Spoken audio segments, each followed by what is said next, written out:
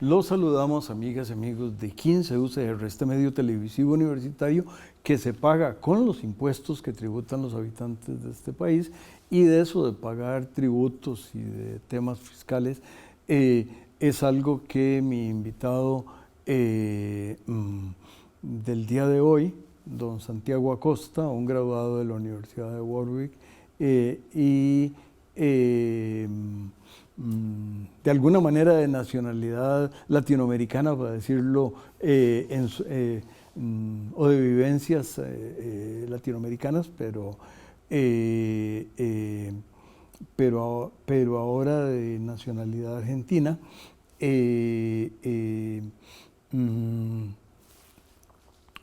Sabe mucho, tiene algo así como 187 artículos publicados, y un buen número de ellos tienen que ver con el tema de finanzas públicas, aunque se mete también con temas de banca y otras cosas. Y tenemos el privilegio en Costa Rica de tenerlo aquí porque el Fondo Monetario Internacional lo nombró como representante hace como unos 20 meses o una cosa así. Pero no vamos a hablar de eso, sino casi de un tema de demografía. Él tiene un artículo que tiene más o menos ese título, pero se refiere a otros 4 países de América Latina. Por favor, don Santiago. Don Juan Rafael. No sé si dije que se llama Santiago Acosta, pero sí, si no lo aprovecho y lo digo. Don Santiago. Don Juan Rafael, es un gusto y un privilegio estar aquí, compartiendo con usted y su audiencia la posibilidad de discutir estos temas, ¿no? No son 187 publicaciones, son muchas menos, pero le agradezco las palabras introductorias. Básicamente, como conversamos, una cuestión muy interesante para plantear y que es muy urgente también para Costa Rica hoy en día es el tema del cambio demográfico y las implicancias, ¿no?, que tiene esto sobre las finanzas públicas. Como usted bien dijo, yo trabajé un poco en esos temas mientras estaba en el Fondo Monetario. Hicimos un trabajo de investigación aplicado a ciertos países de Latinoamérica. No nos habíamos focalizado en Costa Rica en aquel momento. Ya estando aquí de este lado, nos pusimos a poco a mirar los números de Costa Rica, y creo que hay cuestiones importantes para resaltar, ¿no?, para poner un poquito en perspectiva qué quiere decir esto del cambio demográfico. Y para ponerlo en grandes números, los cambios han sido brutales. En ciertas dimensiones, por ejemplo, cuando uno toma los números de las proyecciones demográficas mundiales de las Naciones Unidas, uno se da cuenta de lo que ha implicado eso para Costa Rica, ¿no?, este cambio demográfico. La expectativa de vida en el quinquenio 1950-1955 era de 58 años en promedio para un ciudadano costarricense. Hoy en día estamos en 81 años en promedio. Estamos hablando de 23 años adicionales en expectativa de vida, lo cual es muy bueno, ¿no?, para el país. Está la parte muy buena y muy positiva de los cambios demográficos, ¿no? La expectativa de hoy en día en Costa Rica está prácticamente en los mismos niveles de los países avanzados, más o menos 82 años se espera para el 2025. Y unos 8 años por encima de los países medios, digamos, ¿no? Costa Rica está más parecido en expectativa de vida a los países avanzados que a los países de ingresos medios, ¿no? Hay otra parte del cambio demográfico que ha tenido también un cambio muy, muy marcado, que es un poco menos alentadora, que es el tema de las bajas tasas de fertilidad. En los 50s, 55s, una mujer en promedio en Costa Rica tenía más o menos 6 niños. Hoy en día, 1.5 niños por mujer en Costa Rica. A esta tasa de fertilidad, incluso la población tiende a disminuir en el tiempo, ¿no? Más o menos se calcula que para mantener la población estable se necesitan 2.1 niños por mujeres. Costa Rica está por debajo de esos niveles. Para darle un poquito de contexto, eso del 1,5 tiene algo así como que ver que que no es medio niño, sino que es algo así como que de 3 mujeres en edad fértil, y es un rango de edad, más o menos habría 2 hijos. Ese es exactamente un poco lo que implica. Y el 2.1, yo un poco una manera de decirlo en sencillo, y en este país donde hay un catolicismo significativo, entonces el tema de las monjas es conocido. Pues para empezar, las monjas no tienen hijos, o por lo menos, entonces ya con eso quedó por debajo del número, y cuando nace una niña no se sabe si va a ser monja o no, entonces un poco para dar contexto. Sí, muchas gracias, don Juan Rafael. Sí, estos 0,5 tienen que ver con promedios, con números impares de personas, etcétera, ¿no? Pero lo importante es aquí poner en magnitud lo que ha sido el cambio demográfico en términos de la mayor expectativa de vida y las menores tasas de fertilidad, que en los últimos 70 años en Costa Rica han dado lugar a cambios muy importantes. ¿Y cómo se manifiesta esto? Por ejemplo, en la edad promedio de la población. En Costa Rica, en los 50 más o menos, la edad promedio de la población era de 22 años, un promedio ponderado de toda la población. Hoy en día es de 37 años, muy por encima de la edad promedio de los países de ingresos medios o ingresos bajos, ¿no? Y de nuevo muy parecido a las edades promedio de los países avanzados. Como contrapartida de esto, hay 2 elementos importantes para remarcar, ya empezando a meternos un poquito más de cerca de los temas económicos. El primero es que las menores tasas de fertilidad dan lugar a menor crecimiento de la fuerza laboral. En el quinquenio 1950-55 estamos hablando de un 3% de crecimiento promedio de la fuerza laboral por año. Hoy en día, 1920-25, promedio estamos hablando del 0.6% de crecimiento de la fuerza laboral. Y eso tiene un impacto directo sobre el crecimiento económico. El trabajo es un insumo fundamental para el crecimiento económico, ¿no? Se compensa de alguna manera con migración, ahora podemos mencionar un poquito hacia adelante, pero esto tiene desafíos en términos de capacidad productiva. Y lo otro, y ya estamos metiéndonos un poquito más cerca de la cuestión fiscal, tiene que ver con lo que se llama las tasas de dependencia en la vejez, ¿no? De vuelta en los 50s, básicamente una persona en Costa Rica en edad de trabajar entre los 15 y 64 años tenía que sostener, entre comillas, a básicamente 6 personas que están fuera del mercado laboral, ¿no? Adultos mayores. Hoy en día eso se triplicó. Por cada persona en el mercado laboral hay 18 personas que están fuera del mercado laboral como adultos mayores, con lo cual requiere la creación de bienes y servicios todo el tiempo para sostener ese aparato productivo, ¿no? Y si le parece, Juan Ramón, ahí nos podemos meter un poquito más directo sobre los impactos fiscales. Pero tal vez, antes de ir a los impactos fiscales, invitamos al canal a que nos invite a regresar.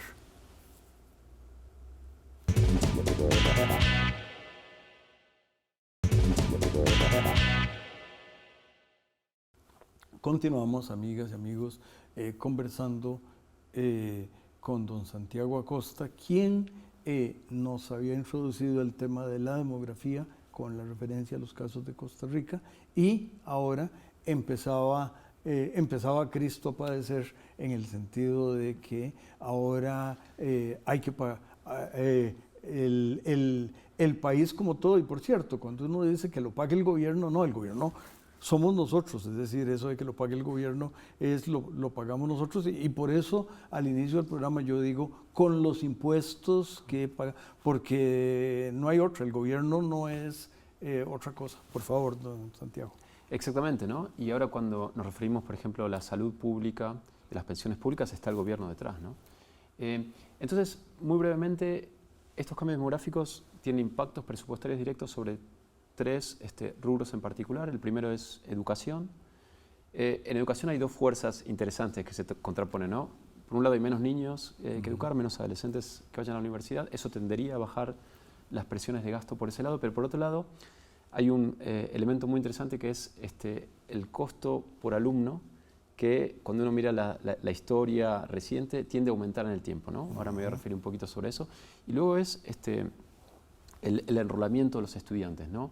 ¿Qué tanto se habilita que más estudiantes vayan a ingresar al sistema educativo, que puede generar presiones de gasto adicional? Sobre esto del costo por estudiante es muy interesante, y aquí, por ejemplo, podemos decir algo, hacer una alusión a lo que se llama el efecto Bumol, que quiere decir que cuando hay aumentos de productividad en ciertos sectores de la economía, eso da lugar, por ejemplo, a aumentos salariales asociados a esos sectores donde hay un aumento de la productividad, pero eso se transmiten aumentos salariales en otros sectores que no necesariamente tienen ese aumento de la productividad de manera directa. ¿Qué quiere decir esto en términos simples? Si tenemos un sector informático que se va expandiendo mucho, da lugar a salarios, por ejemplo, para los ingenieros que trabajan en sectores muy elevados. Como contrapartida, si quiero retener a estos ingenieros en la universidad para dar clases, tengo que ofrecerles mejores salarios porque si no, no los puedo retener, ¿no? Todo este tipo de fenómenos da lugar a aumentos en los costos salariales en los sistemas educativos, y uno lo que observa en la práctica es que estos fenómenos de enrolamiento y mayor costo por estudiante han más que compensado la baja o la merma que podría existir por el cambio demográfico, ¿no? O sea que en educación incluso se ha visto un aumento, pero de manera más directa hay dos partidas del gasto, que es pensiones públicas y salud pública, que sí se ven directamente afectados de una manera creciente por este cambio demográfico al que hacíamos alusión. Y aquí vale la pena mencionar dos o tres aspectos importantes y luego vamos a poner un poquito de perspectiva para qué implica esto para Costa Rica. En términos, por ejemplo, de salud y pensión, tenemos el tema del efecto Bumol, ¿no? Que en salud ocurriría algo parecido. Si tengo que recurrir a médicos y para poder mantenerlos dentro del sistema o la red pública y tienen opciones de trabajo afuera de la red pública, tengo que aumentarle los salarios para poder retenerlos, ¿no? Esto genera ciertas presiones al alza en el gasto. Adicionalmente, la tecnología tiene un efecto muy particular sobre el sistema de salud.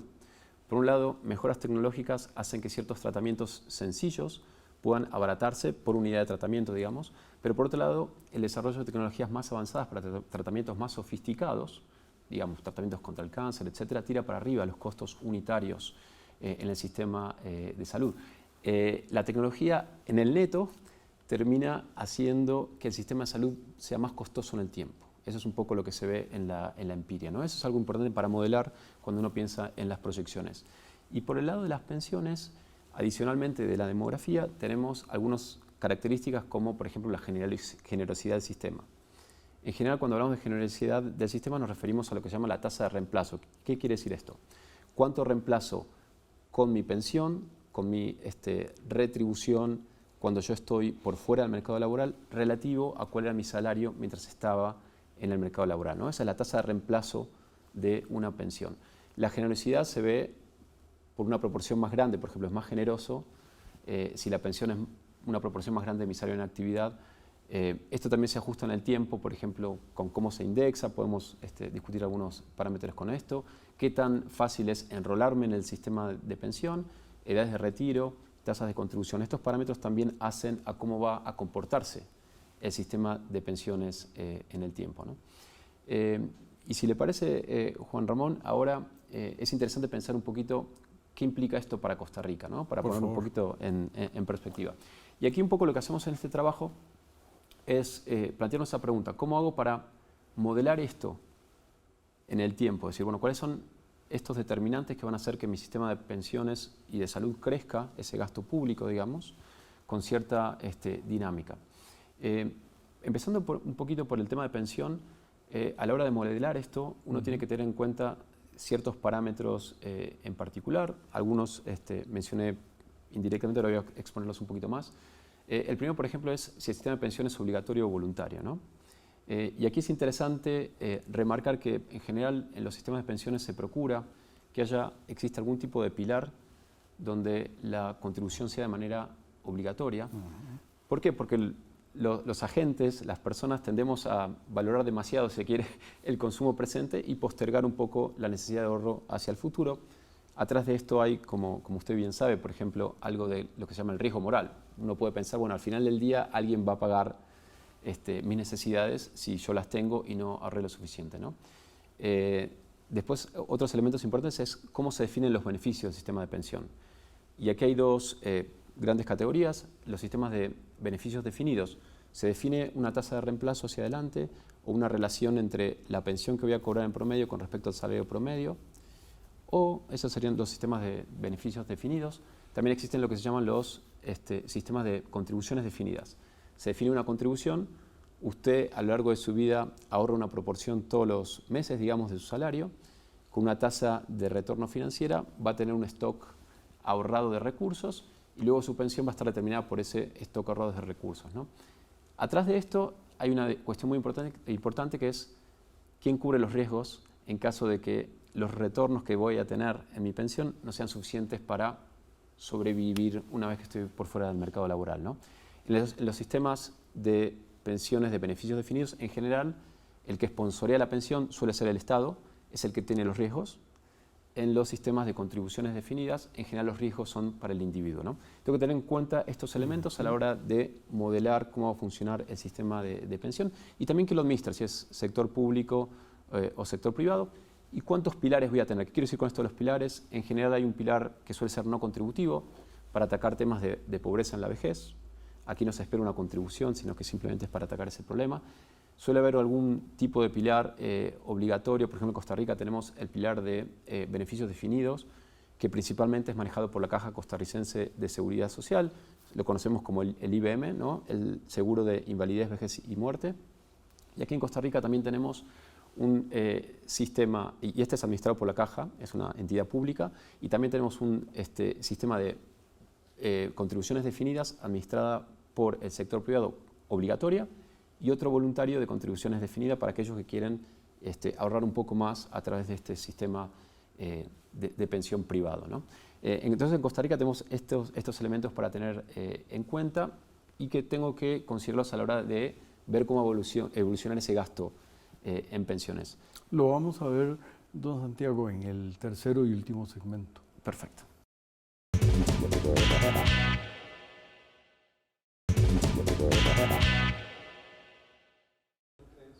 Continuamos, amigas y amigos, recibiendo las luces de tanto en demografía como en finanzas públicas y en panoramas del país que nos está ofreciendo don Santiago Acosta. Por favor. Muchísimas gracias, don Juan Rafael. Ya discutimos un poco los elementos demográficos, nos metemos un poquito en las presiones de gasto, ¿no? El impacto fiscal sobre el tema de pensiones. Aquí hay que tener en cuenta algunas cuestiones de los parámetros del sistema de pensión, pero me quiero focalizar un poquito en cómo funciona en Costa Rica y cómo pensamos en las presiones de gasto hacia adelante del sistema de pensión. Aquí en Costa Rica tenemos un pilar no contributivo, básicamente para atender temas de pobreza en la vejez. Tenemos un pilar principal de beneficios definidos, que es el sistema que administra principalmente la Caja, que es el seguro de invalidez, vejez y muerte. Y luego tenemos los sistemas de contribuciones definidas que se administran de una manera obligatoria por el sector privado y voluntaria también para aquellos que quieren incorporar recursos adicionales al sistema de pensión. Entonces, a la hora de modelar, tengo que tener en cuenta todos estos elementos y utilizar proyecciones macroeconómicas. En general, por ejemplo, nosotros cuando estuvimos mirando los números de Costa Rica, miramos las que hacemos al Fondo Monetario hacia el mediano plazo. ¿Por qué? Básicamente porque tenemos que mirar la evolución de los salarios, eso tiene que ver con cómo la gente va contribuyendo al sistema de pensión, y la evolución de los salarios tiene mucho que ver con cómo evoluciona el PIB en el tiempo. También importa la inflación, porque la evolución de la inflación tiene que ver con cómo se van a indexar las pensiones en el tiempo. Y es clave también, obviamente, las proyecciones que tengo demográficas. Aquí miramos, por ejemplo, las proyecciones que hace las Naciones Unidas en sus perspectivas demográficas. Cuando uno mira los números de Costa Rica, del pilar no contributivo más el pilar administrado por la Caja del IBM, el gasto hacia fines del 2023 era de 3.3% del PIB, ¿no? Y en nuestras proyecciones inerciales nos da que cada año se incrementa casi en 0.1 puntos porcentuales, una décima del PIB adicional en cada año. ¿Qué quiere decir esto? Que de aquí al 2035 estaríamos prácticamente con un punto del PIB adicional del gasto en pensiones en un escenario inercial. Es decir, que tengo que estar buscando recursos tributarios, si quiero mantener el sistema como está, para poder financiar ese desbalance que está motorizado principalmente por los cambios demográficos que hacíamos alusión anteriormente en Costa Rica. Cuando vamos al sistema de salud, los números son un poquito más alarmantes incluso en términos de cómo está incrementándose ese gasto. A fines del 2023, el gasto en salud pública era de 6.9% del PIB y se está incrementando en 0.15 puntos porcentuales, todavía más, casi el doble que en pensiones durante cada año. Por lo tanto, estaríamos hablando para el 2035 de prácticamente 2 puntos porcentuales adicionales solamente del gasto en salud. Es decir, que entre salud y pensiones, de aquí al 2035 tengo que generar prácticamente 3 puntos adicionales del PIB. ¿Qué quiere decir esto? Más impuestos o más contribuciones para poder financiarlo tal y como está el sistema de una manera inercial. Esto lo que pone en perspectiva es la magnitud y la dificultad del problema, ¿no? ¿Cómo se resuelve? Y aquí vienen las partes complejas. Es muy difícil resolver esto, según hemos estudiado, en los diferentes países que tratan de tratar estos temas de pensiones por diferentes cuestiones. Hay cuestiones políticas muy complejas, cuestiones legales, derechos adquiridos muy complejas y de gobernanza. La Caja, por ejemplo, es un ente autónomo. Pero aquí el punto que queremos hacer es sobre la importancia de que todos los actores principales entiendan la magnitud del problema y de que es necesario converger en posibles soluciones para hacer que esto sea sostenible en el tiempo, ¿no? En temas de pensiones, las reformas en general más o menos están identificadas, digamos, tienen que ver con reducir la tasa de reemplazo de las pensiones hacia adelante. Muchas veces, por ejemplo, las indexaciones de las pensiones tienden a afectar esta tasa de reemplazo, poner más restricciones, por ejemplo, para retirarse de manera anticipada. Muchos países tienden a hacer esto. Extender la de retiro, modificar las tasas de contribución. Siempre al modificar las tasas de contribución hay un desafío, ¿no? Porque si uno las pone muy elevadas, luego da lugar a la informalidad laboral. Entonces ahí aparecen los desafíos. En temas de salud, muchas veces es incluso más complicado porque las reformas que nosotros llamamos paramétricas no son tan claras, tiene que ver con mejoras en la eficiencia de los procesos de gestión en la salud, en la administración, licitaciones, por ejemplo, tratar de fortalecer todo lo que es atención primaria en salud y un poco menos especializada para ver si con eso se contienen los costos. Pero los desafíos son muy importantes y aquí se requiere que todos los actores principales, como hacía alusión al principio, entiendan la magnitud del problema y se busquen soluciones que sean factibles política y socialmente y que den lugar a la sostenibilidad de estos sistemas en el tiempo. Es un reto complicado y parece que requiere casi varita mágica. Varita mágica, mucha decisión política y muchos consensos. Y sobre todo, creo y enfatizo este punto, entender la magnitud del problema. Aquí no es tanto una cuestión ideológica, sino es más bien una cuestión hasta mecánica. Son los cambios demográficos que realmente alteran los regímenes de seguridad social que tenemos en nuestros países, ¿no? Claro, y en el tema demográfico, parte precisamente los demógrafos pronostican mejor que los macroeconometristas, porque ya la población que va a ser ya está ahí, e incluso la que va a ser posible también está ahí en las mujeres, en las edades fértiles, etc. La inflación, el crecimiento del PIB, el comercio internacional, todas esas cosas son más difíciles de prever, pero el que va a tocar para cobrar ya está o viene de camino. Exactamente. Y la demografía se tiende a mover más lentamente, así que hay menos incertidumbre en el corto plazo sobre cómo se va a mover en el tiempo. O sea que estas proyecciones son bastante certeras, como usted bien dice.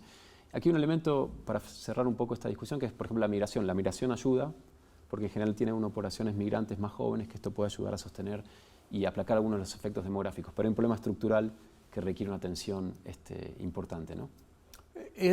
Gracias por mencionarlo, porque es un tema importante.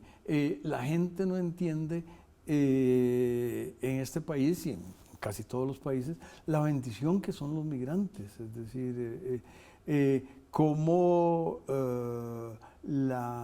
tanto los que vienen a trabajar ya con un capital humano, para usar ese terminito, sino también los hijos de esos migrantes que, comillas, van a pagar las pensiones y la salud de los habitantes del país, de manera que, por ejemplo, Japón, que es un país donde la migración por razones históricas y culturales básicamente es casi cero, y tiene una población más envejecida que la de Costa Rica, tiene una situación no fea, horrible. Correcto, don Juan Ramón, comparto plenamente. Hay que ver cómo hacer que esta migración sea lo más inclusiva, digamos, de alguna manera, teniendo en cuenta un poco la complejidad que tiene que ver con la inclusión de poblaciones migrantes, pero comparto con ustedes, es una bendición porque existe esa posibilidad que nos ayuda a sostener un sistema que vemos tiene complejidades muy grandes por cómo está envejeciendo la población en Costa Rica, ¿no? Nos queda menos de un minuto. ¿Algún último comentario? Y yo no sé si algunos de los resultados, ya los resultados que usted hizo para Latinoamérica están disponibles, pero los de Costa Rica me imagino que todavía no, ¿verdad?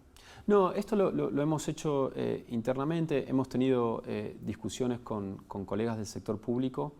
Estamos revisándolos con las nuevas proyecciones macroeconómicas que tenemos, pero lo podríamos en algún momento también publicitar de una manera más abierta, digamos, ¿no? Quizás para ahondar, digamos, sobre este punto, no es un problema único de Costa Rica. Este desafío también está en otros países de Latinoamérica. Quizás lo que hace que Costa Rica sea un poquito distinto es la magnitud en la que los beneficios económicos y sociales se han reflejado en una muy elevada expectativa de vida, lo cual es muy positivo, ¿no? Costa Rica está por encima de los países medios. El desafío está en otros países de la región, pero la magnitud quizás sea un poquito más grande hoy por hoy en Costa Rica. Pues con eso le agradecemos la visita a 15 UCR y a las amigas y amigos los invitamos a que disfruten de los espléndidos programas de 15 UCR. Gracias, don Santiago. Muchísimas gracias, don Juan Ramón.